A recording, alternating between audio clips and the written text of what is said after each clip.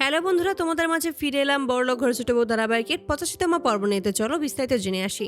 সকলে মিলেই বাড়ি থেকে বেরিয়ে যায় এবং আনন্দ করতে থাকে এবং তারা ওই ট্যাক্সির মাঝখানেই বিভিন্ন ধরনের আনন্দ করতে থাকে এবং সকলে মিলে গান বাজনা করতে থাকে এবং নাচতে থাকে। এতে করে সকলেই খুব হাসি খুশিভাবে থাকতে থাকে। ঠিক সেই মুহূর্তেই অহনাকে অর্জুন বলছে এই সমস্ত করার খুব বেশি দরকার ছিল। মা, তুমি কেন কিছু বলছো না? ঠিক তখনই দুর্গাদেবী হাসতে থাকে আর বলছে, মা তুমি নিজেও হাসছো। ঠিক তখনই অহনা বলছে, আচ্ছা আপনি বলুন তো আপনি এরকম কেন করছেন? আর আমরা সকলে মিলে একটু মজা করছি, এটা কি আপনার সহ্য হচ্ছে না? ঠিক তখনই টুকুন বলছে, আরে ছোট তুই এরকম করে কেন বলছিস? আমরা সকলে মিলে এত মজা করছি, এটা তুই এনজয় কর না, এটাতেই তো কত মজা হবে। ঠিক তখনই বড় ভাই বলেছে, আসলে মিতা সত্যি খুব লাকি, কারণ মিতা টুকুনের মতো একটা মানুষ পেয়েছে নিজের জীবন সঙ্গী হিসেবে, যে ওকে সবসময় বোঝে। এতে করে তখন মিতা একটু লজ্জা পায়। ঠিক তখনই বলছে খোকন, যে তার মানে কি আমি ভালো নই? ঠিক তখন বলছে, আমি আপনাকে সেটা বলিনি, আপনি সবটাই ঠিকঠাক আছে, কিন্তু একটু ভীতু আছেন বটে। এতে করে তখন সকলে মিলে হাসতে থাকে। ঠিক তখনই বড় ভাবি অর্জুনকে বলছে, আচ্ছা দেবো, যে তুমি সত্যি করে বলো তো, সত্যি কি আমার গান তোমার একটু ভালো লাগেনি? ঠিক তখনই অর্জুন বলছে, সত্যিই ভালো লাগছে ভাবে, কিন্তু আপনি যে গান পারতেন সেটা তো কখনোই বলতেন না। ঠিক তখনই বলছে, কিভাবে বলবো? ওই বাড়িতে যে কোনো কিছুই তো বলা বারণ, কোনো কিছুই তো নিজের মুখ ফুটে বলতে পারি না। তবে এবার বলতে পেরেছি, শুধুমাত্র মায়ের জন্য আর ছোট বউয়ের জন্য। তখনই বড় ভাবি আবারও অর্জুনকে জিজ্ঞেস করে, আচ্ছা একটা সত্যি কথা বলো তো, অহনা যে সত্যি নাচ করছে এটা কি তোমার একদম পছন্দ হয়নি? তুমি তো সত্যি অহনার নাচ দেখে ওকে পছন্দ করেছিলে, তাহলে এখন যদি অহনা ডান্সার হয় তাহলে কেমন হবে? ঠিক তখনই বলছে, কি সমস্ত বলছো তুমি বড় ভাবি?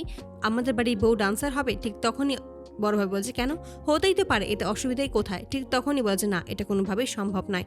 ঠিক তখনই মেজবাবি বলেছে, জানো ছোট ভাইয়া, আমি কি ছিলাম? আমি তো কাবাডি খেলাতে একদম প্রথম হয়েছিলাম, প্রতিবার আমি প্রথম হতাম। এতদিন যদি বিয়ে না হতো তাহলে আমি অনেকবার চ্যাম্পিয়ন হয়ে যেতাম। আমাদের বাড়িতে সমস্ত মেডেল রাখা রয়েছে, আমি কত কত উপহার পেয়েছি, কত পুরস্কার পেয়েছি, সেই সমস্ত কিছু আমরা আমার বাড়িতে রেখে দিয়ে এসেছি। আমি যদি সত্যি বিয়ে না হতো তাহলে এখন অনেক বড় কিছু হতে পারতাম। এই সমস্ত বলে তখন সকলে হাসি খুশিভাবে মেতে ওঠে। ঠিক তখনই মিতা বলছে, জানো আমি কি পারি? আমি কিন্তু সত্যিই খুব ভালো সাইকেল চালাতে পারি। এতে করে তখন সকলে মিলে হাসতে থাকে।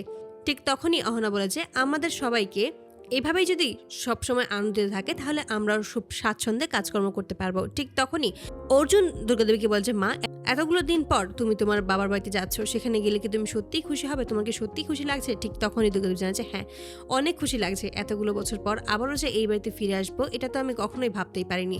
তবে এমনটা যে হচ্ছে এতে করে সত্যিই খুব খুশি হয়েছি। ঠিক তখনই ওহনা বলেছে, আপনাকে একটা কথা বলি, আপনার কি রোজ রোজ অফিস থেকে বাড়ি, বাড়ি থেকে অফিস এটা যেতে ভালো লাগে? ঠিক তখনই অর্জুন বলছে, হ্যাঁ ভালো লাগবে না কেন? ঠিক তখনই বলছে, আচ্ছা ঠিক আছে, আপনার তো সবসময় ভালোই লাগে, আপনাকে আর কি বা বলবো বলুন, আপনাকে আর কোনো কিছুই বলার নেই। তবে একটা কথা মনে রাখবেন, যে আমাদেরও যদি বাবার বাড়িতে যেতে দেওয়া হয় তাহলে সত্যিই মেয়েদের মন সত্যিই খুব ভালো থাকে, এটা কখনোই আপনারা বুঝবেন না। ঠিক তখনই বড়ভাবে দুর্গাদেবীকে বলছে, মা আমরাও কি আমাদের বাবার বাড়িতে যেতে পারবো? আমরা অনেক বছর ধরে বাবার বাড়িতে যাই না, আমরা কি যেতে পারবো একবার? সেখানে গেলে সত্যি তারা সত্যিই খুব ভালো হবে, তারা সত্যিই মন থেকে চায় যে না আমরা একবার হলো তাদের বাড়িতে যাই, আপনি কি দেবেন অনুমতি? ঠিক তখনই মেজবা বলে যে, সত্যি মামিমা, আপনি একমাত্র আমাদের শেষ ভরসা, আপনি যদি এই সমস্ত না করেন তাহলে কোনোভাবেই আমরা আর কোনো কিছুই করতে পারবো না, তাই আপনি ছাড়া আর আমাদের কোনো উপায় নেই। ঠিক তখন বলছে, আচ্ছা ঠিক আছে, সেই সমস্ত কিছু পরে দেখা যাবে। ঠিক তখনই মেজবা বলে যে, আমি যে কাবাডি খেলা পারি এটা যদি আমি একবার বলতে চাই না তাহলে তো তোমাদের দেবরজি ঠিক ওপরেই উঠে যাবে। ঠিক তখনই দুর্গাদেব জানাচ্ছে, এই সমস্ত কি কথা বলছো তুমি আমার সামনে? এই সমস্ত কথা একদম বলতে হয় না। ঠিক তখনই কথাটাকে ঘুরিয়ে বলছে, না না মামিমা, আমি সেইভাবে বলতে চাইনি, আমি সেটা বলতেছিলাম যদি এটা জানতে পারে তাহলে তো বেহুশি হয়ে যাবে। এতে করে তখন সকলে মিলে হাসতে থাকে।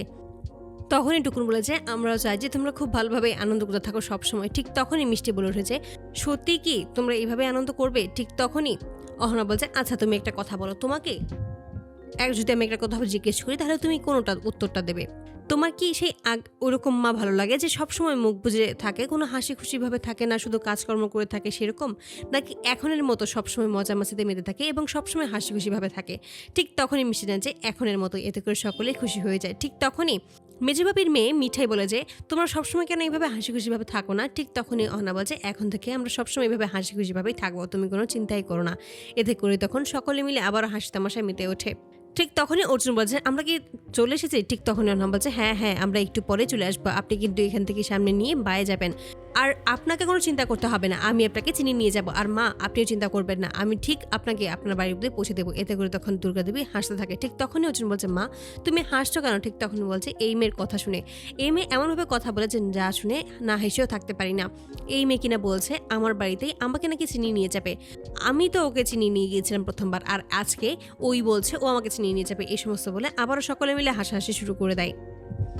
এভাবেই তারা হাসি গল্প করেই একসময় বাড়ির কাছাকাছি এসে পৌঁছে যায় এবং সেখান থেকে নেমেই সবাই বাড়ির ভিতর প্রবেশ করে। ঠিক সেই মুহূর্তেই যখন দুর্গাদেবী তার দুই ভাইকে দেখতে পায় তখনই খুব খুশি হয়ে যায় এবং যখনই তার দুই ভাই দুর্গাদেবী ও তার কাজ সাথে আসা তার বাড়ির বউদের ও ছেলেদেরকে দেখতে পায় তখন বেশি খুশি হয়ে যায়। তখনই বলছে, আমি তো খুব ভয় পেয়ে গেছিলাম, আমি তো ভেবেছিলাম যে তোমরা আসবেই না, এখন তোমাদেরকে দেখে সত্যিই খুব ভালো লাগছে। ঠিক তখনই টুকটুকিকে ডেকে নিয়ে আসে এবং টুকটুকিকে জিজ্ঞেস করে যে একে চিনতে পেরেছ কিনা। ঠিক তখনই বলছে, হ্যাঁ মাসিমা, আমি আপনাকে সত্যিই চিনতে পেরেছি। যখনই আশীর্বাদ নেয় ঠিক সেই মুহূর্তেই খুব পছন্দ করে নিজের একটা বালা টুকটুকিকে উপহার দেয় আর বলে যে এটা তোমার বিয়ের জন্য, আর এটা তো আগের মডেলের, তাই তোমার পছন্দ হবে কিনা বুঝতে পারছিলাম না। ঠিক তখনই বলছে, পিসিমা আপনি কোনো চিন্তাই করবেন না, আপনি যেটা দিয়েছেন সেটা করে আমি সত্যিই খুব খুশি হয়েছি।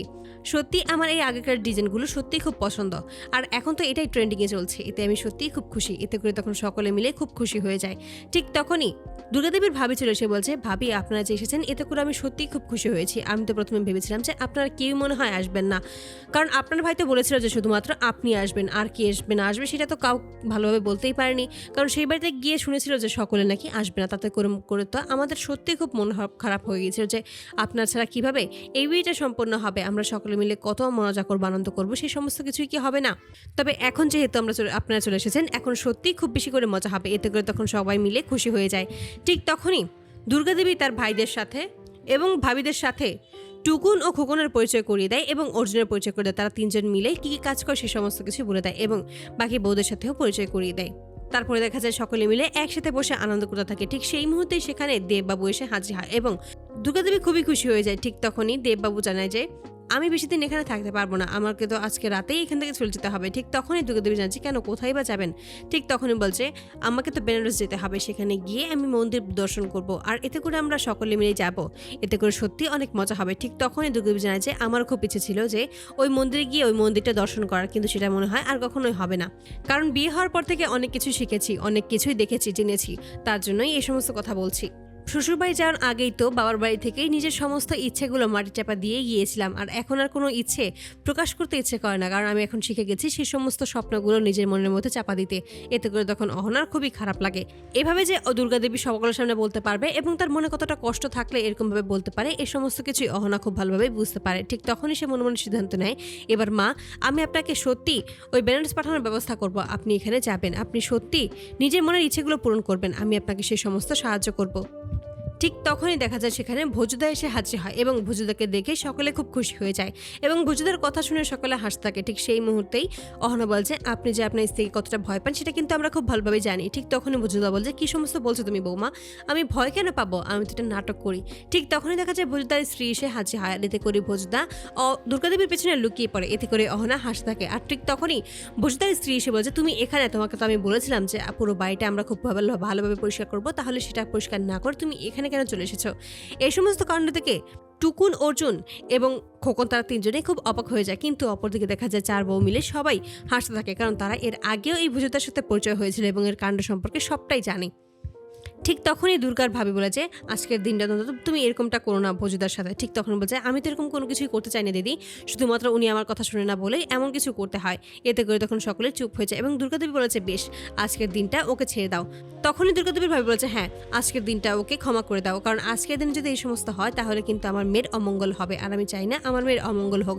এতে করে তখন সকলে মিলে চুপ হয়ে যায়। অপরদিকে দেববাবুর সাথেই দুর্গাদেবীকে বেনারস পাঠানোর চিন্তা ভাবনা করে অহনা এবং এই সমস্ত কিছুই সবাইকে জানিয়ে দেয়। চার বউ তখন জেনে খুবই খুশি হয়ে যায় এবং তারা চারজন মিলে প্ল্যান করে যেভাবেই হোক না কেন এবার দুর্গাদেবীর নেই মনের ইচ্ছেটা পূরণ করবে। এতে করে সকলেই একমত প্রকাশ করে। তো বন্ধুরা, তোমাদের কি মনে হয় পরবর্তী পর্বে কি হতে চলেছে? এবার কি সত্যি দুর্গাদেবী সেই স্বপ্ন পূরণ করতে পারবে অহনা? অবশ্যই তোমাদের মতামত কমেন্ট বক্সে জানাতে ভুলো না। ধন্যবাদ।